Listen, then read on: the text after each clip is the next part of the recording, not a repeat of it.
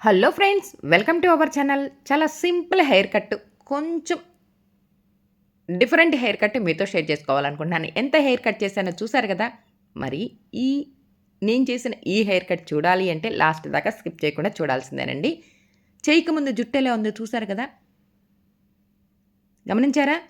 ఇప్పుడు ఈ క్లచ్ తీసి ఆ తర్వాత వాటర్ స్ప్రే చేసి చిక్కు లేకుండా చక్కగా దువ్వటానికైతే రెడీ అవ్వాలని అనుకుంటున్నానండి.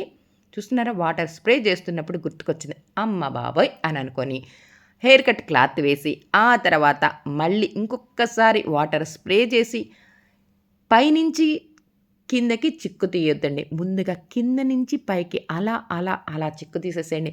మీకు జుట్టు చిట్లటము ఉండదు, అలానే చిక్కు కూడా ఎక్కువ పడదు. పడిన చిక్కు ఈజీగా వస్తుంది. అలానే హెయిర్ కట్ చెయ్యాలి అంటే ఏం చెయ్యాలి? 1కి 2 సార్లు వాటర్ స్ప్రే చేయాలి. చివర్లు తడిసినయా, ముచ్చులుగుంట దగ్గర తడిచిందా లేదా అన్నది గమనించుకోవాలండి. ఎందుకంటే ముచ్చులుగుంట దగ్గర కొంచెం చిక్కు ఉంటుంది. అలా చిక్కు తీయకుండా నీట్‌గా దువ్వకుండా కనుక హెయిర్ కట్ చేస్తే గజిబిజిగా తర్వాత గందరగోళంగా ఉంటుంది. అందుకని నేనైతే వాటర్ స్ప్రే చేసి చిక్కు లేకుండా చక్కగా మొత్తం జుట్టంతా చెవులు పక్కన కూడా మంచిగా దువ్వి ఆ తర్వాతే కటింగ్ చేస్తున్నాను. చూస్తున్నారా, ఈ పాప జుట్టు కొంచెం ఒత్తుగా ఉంటుందండి. ఒత్తుగా ఉన్న ఈ జుట్టు అలానే హెయిర్ కూడా మందంగా ఉంటుంది. అందుకని ఆ హెయిర్ కట్ చేస్తున్నప్పుడు కొంచెం కష్టం అనిపిస్తుందండి. అయినా సరే నేను కంప్లీట్‌గా డీప్ యూ కట్ చేశాను. చూసారా, గమనించారా? ఇప్పుడు ఈ జుట్టుని ఎన్ని భాగాలు చేస్తున్నాను ఒక్కసారి చూడండి. మొత్తం 3 భాగాలు చేసేసాను. మిడిల్‌లో అలానే పాపటి లైన్‌లో నడినెత్తి మీద ఇయర్ టు ఇయర్ తీసేసి మిడిల్ జుట్టును వెనక్కి దువ్వేసి ఇయర్ టు ఇయర్ తీసిన ఆ జుట్టుని 2 భాగాలు చేశాను. ఆ తర్వాత ఈ మిడిల్‌లో తీసిన ఈ జుట్టుని మళ్ళీ 3 భాగాలు చేస్తున్నాను.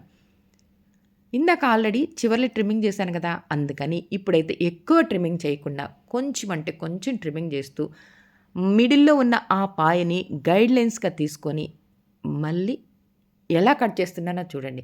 ఒక సైడ్ నుంచి అలా ఆ సిజర్‌ని క్రాస్‌గా పెట్టేసేసి కట్ చేశాను. మళ్ళీ ఇంకొంచెం జుట్టు ఆ గైడ్‌లైన్స్‌కి మళ్ళీ ఇంకొంచెం జుట్టుని యాడ్ చేసుకుంటూ మళ్ళీ క్రాస్‌గా సిజర్‌ని అంటే కత్తెరని అలా పెట్టేసేసి కట్ చేయటమే.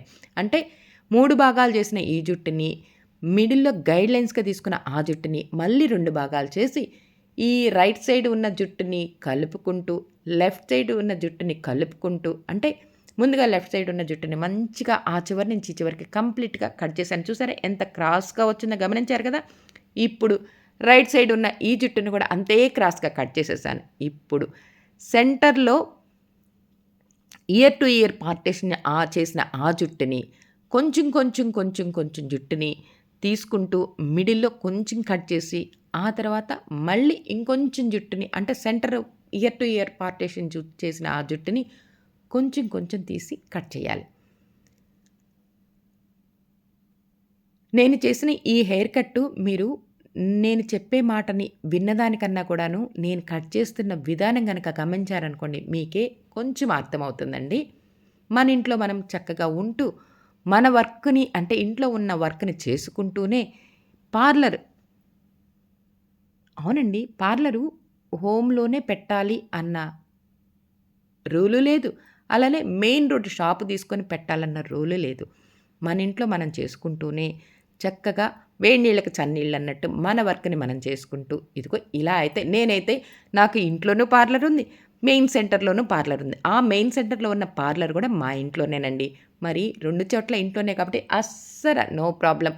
మనం హౌస్ ఖాళీ చేయాల్సిన పని లేదు. కుదిరినప్పుడు వెళ్లి చేయొచ్చు. అలానే నేను నా వర్క్ నచ్చి కావాలనుకున్న వాళ్ళు 2, 3 రోజులు కూడా చక్కగా వెయిట్ చేసి హెయిర్ కట్ కానీ, ఫేషియల్ కానీ, ఐబ్రోస్ కానీ అలా వెయిట్ చేసి చేయించుకుంటున్న నా వాళ్ళందరికీ నేను అంతే ఇష్టంగా నేను చేసే నా వర్క్‌ని ఇష్టంగా చేస్తానండి. ఈ పాప కూడా నేను ఈ మధ్య కంచి వెళ్ళానండి. 3 రోజులు లేను. ఆ టైంలో కాల్ చేసింది. అరే! కుదరదా ఒక 4 రోజులు ఆగమ్మా అంటే చక్కగా ఆగి ఇదిగో ఇలా వచ్చి హెయిర్ కట్ చేయించుకుంది. ఎలా ఉంది నేను చేసిన ఈ హెయిర్ కట్ నచ్చిందా? నచ్చితే లైక్